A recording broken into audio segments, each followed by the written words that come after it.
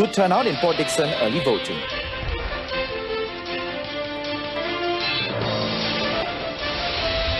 "11 cops remanded to assist graft probe."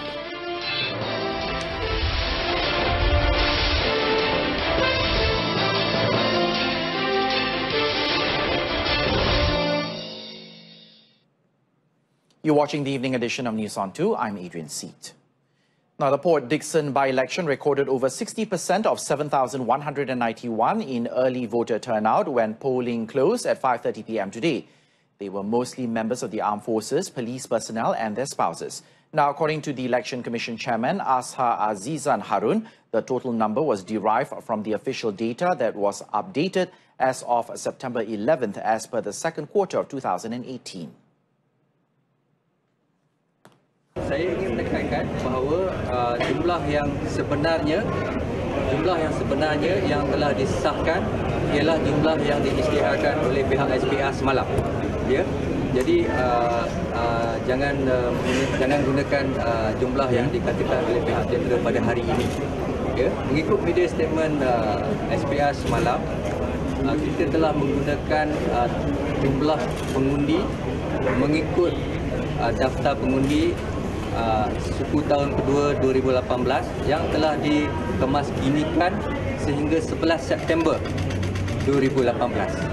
The Port Dickson seat was vacated by Datuk Daniel Balagopal Abdullah of PKR to enable PKR President-elect Datuk Sri Anwar Ibrahim to re-enter Parliament. The by-election is a seven-cornered fight amongst Datuk Sri Anwar, Lieutenant Colonel retired Muhammad Nazari Mokhtar of PAS and 5 independent candidates including former Negeri Sembilan Menteri Besar Tan Sri Muhammad Isa Abdul Samad and former personal aide of Anwar, Muhammad Saiful Bukhari Azlan. 11 policemen, one of them retired, have been remanded for 7 days by the Malaysian Anti-Corruption Commission or MACC for allegedly receiving bribes from drug dealers and addicts since 2014. Now, Magistrate Stephanie Sharon Abi issued the remand order against the suspects aged between 26 and 55 following an application by the MACC officer Falik Basiruddin. The policemen were detained at various locations in Sabah between 2 p.m. and 8 p.m. yesterday. 8 of the policemen were attached to the Kota Belud District Police Headquarters, while the remaining 3 are stationed at the Beluran District Police Headquarters, Kota Kinabalu District Police Headquarters and the Sabah Contingent Police Headquarters, respectively. It was learned that the suspects receive payments daily, weekly and monthly in their respective bank accounts from those suspected to be engaged in drug activities involving tens of thousands of ringgit between 2014 and June of this year. Falik said MACC obtained the bank statements of each suspect, adding that the MACC is trying to trace all witnesses in relation to the case and the people who bribed the policemen. A Majlis Amanah Rakyat or MARA Chief Assistant Director was charged with 2 counts of agreeing to accept and accepting a 3,000 ringgit bribe for an extension of a shop lot leasing contract. Azmi Umar, 42, pleaded not guilty to the charges before Kuala Lumpur Sessions Court Judge Rosina Ayub. On the first and second counts, Azmi was charged as a government agent with agreeing to accept and having accepted 3,000 ringgit from trader Sarabano Nur Muhammad on August 29th of 2014 at a luxury hotel in the federal capital. The money was purportedly as an inducement for MARA's panel committee to approve an extension of a leasing contract which expired on June 30th of 2014 for 2 lots at the Anggrek Mall in Shah Alam. The offences charged under Section 17A of the MACC Act 2009 carries a maximum 20-year jail term and a fine not less than 5 times the amount of the bribe. The court then set 10,000 ringgit bail in one surety and ordered the accused to surrender his passport to the court. The case mentioned was set for November the 2nd. The Malaysian Anti-Corruption Commission or MACC has been urged to speed up its probe into the National Film Development Board or FINAS. Now, according to Communications and Multimedia Minister Gobind Singh Deo, the probe into FINAS involves the misappropriation of 25 million ringgit of its funding, and it is imperative to solve the issue given that the body is undergoing a restructuring process. So saya minta sekali lagi sekiranya boleh pihak SPRM mempercepatkan siasatan berkenaan dengan perkara-perkara ini. Saya tidak menyatakan siapa-siapa bersalah ataupun tidak. Tapi apa yang penting adalah oleh kerana wujudnya aduan dan aduan itu dalam siasatan. On June the 7th, MACC raided FINAS's headquarters in connection with several allocations that FINAS had received. Previously, Gobin was reported to have said that any corruption, leakage of funds or abuse of power in the nation's creative industry would weaken the ability to have a healthy competition and subsequently the ability to expand and grow the industry. Commenting on another matter, Gobin said the cabinet will discuss a proposed moratorium on Sedition Act 1948 tomorrow. He said he will personally push for the moratorium to be discussed during the meeting so that the repeal of the act can be tabled at the next parliament sitting. Right? Because it's still there. Gobin also said the Attorney General is undertaking the needful to prepare for the repeal of the act. Yes, as far as it's concerned, it will be abolished, but only question is, when asked on time frame, he was not in a position to actually say, because the Prime Minister is right to say that we are looking at many different bills. Some, of course, what we call more urgent than others. But as far as I'm concerned, and of course, I checked with the Attorney General, because I have been actually following up on this issue with the Attorney General. And as of yesterday, the Attorney General said, yes, we're still on track. And we hope that we will get it tabled this session. Repealing the controversial Sedition Act was one of the points in the election manifestos of the Pakatan Coalition, which is now the ruling party. The Malaysia Examination Syndicate has denied rumours that several Pentaksiran Tingkatan 3 or PT3 papers such as English, Mathematics, Science and Integrated Living Skills had been leaked. Now, the rumours also claimed that all PT3 candidates were required to resit these papers because of the purported leaks. In a release statement, the Malaysian Examination Syndicate said the rumours were untrue and urged parents not to worry over the matter.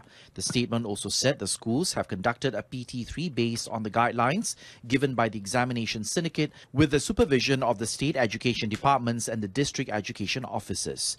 The PT3 written tests were conducted from October the 1st until the 14th.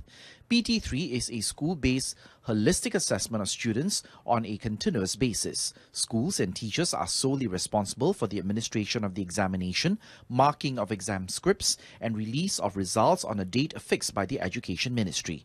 Around 411,329 candidates sat for the examination.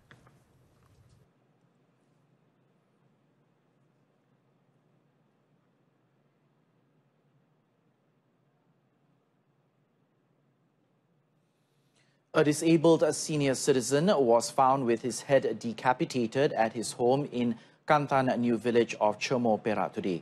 Now, Perak Criminal Investigation Department Chief SAC Yahya Abdul Rahman said Yu Su Kim's head was found at the back of the house in the afternoon. SAC Yahya said the body of the 74-year-old Yu was believed to have been dumped inside a septic tank at the back of the house. He said police arrested the victim's 52-year-old son at about 1 p.m. Ada sedikit kesan darah apa semua. So, OKT bila suspek ni ditanya, dia tunjukkan bahagian belakang tu kita telah jumpa satu kepala manusia yang telah dipotong dipenggal kepala dia.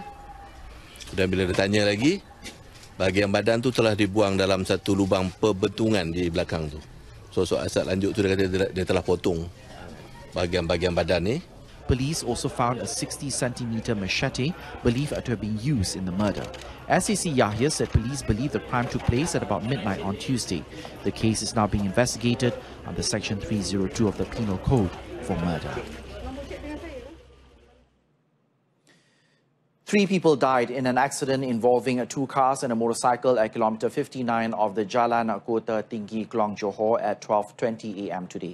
Now, 1 passenger from the 2 separate cars and the motorcyclist died at the scene, while the 2 drivers, 4 other passengers and a motorcycle passenger suffered minor injuries and were receiving treatment at the Encik Besar Haja Kalsom Hospital in Klang, Johor.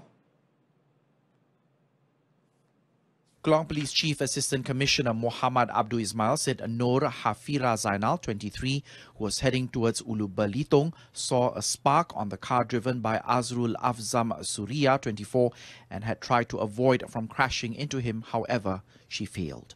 Now, the car driven by Azrul had earlier crashed into a motorcycle ridden by Dedi Irawan, 19. The three victims who died in the crash site were Rafi'ah Jafar, 57, Ravina Christie Anak Rentap, 20, and Dedi, while the passengers in the car, namely Muhammad Haswan Zainal, Zaliha Jafar, Muhammad Anik Shaswan Muhammad Fazli, Muhammad Hanafi Fauzi, and a motorcyclist passenger Marzwan, only suffered minor injuries. The case is now being investigated under Section 41, subsection 1 of the Road Transport Act. A newborn baby boy was found in the female toilet of a petrol station at the Lanchang Rest and Relax stop at 4:30 a.m. today. Merloh Police Chief Assistant Commissioner Zundin Mahmud said the baby was found on the cabinet in the toilet naked with his umbilical cord still attached to his body. Zundin said a call was received from the East Coast Expressway control room at 6 a.m. today as the baby was discovered. Checks found the baby uninjured. Upon discovery, the baby was covered with a sarung taken from a surau nearby. Zundin said upon inspection, no closed-circuit television cameras or evidence were found in the surrounding area. The baby was suspected to have been born elsewhere before being placed in the toilet.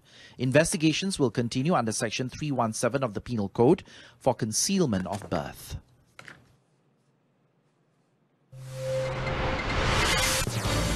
Coming up next, government needs other sources of funds to repay debt.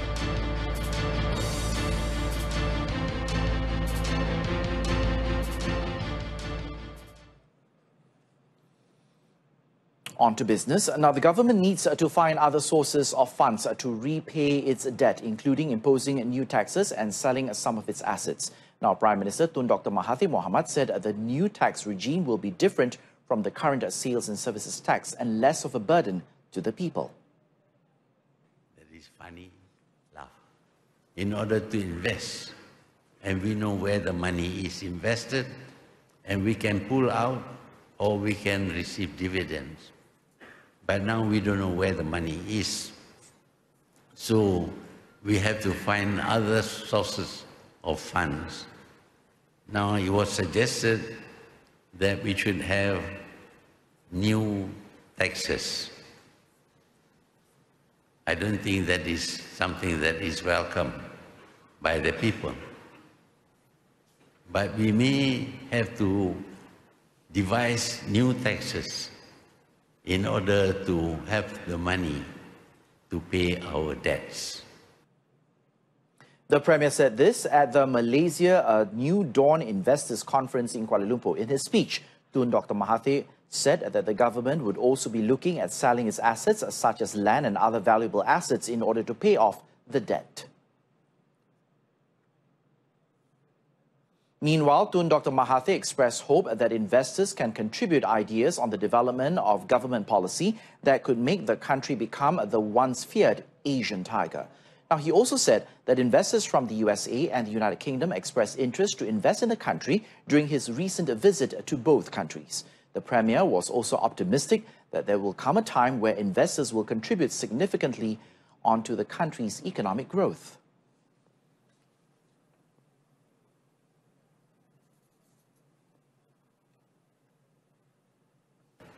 To the point where we became one of the Asian tigers. Now the tiger is a very small kitten. It is hoped that with forums like this, with people throwing up ideas, with the government being receptive of ideas coming from the people, and the government is able to implement those ideas, I'm quite sure that this country will grow and grow to become yet another tiger. It's not the title that is important. Tun Dr. Mahathir also expressed disappointment on the financial management carried out by the previous government administration.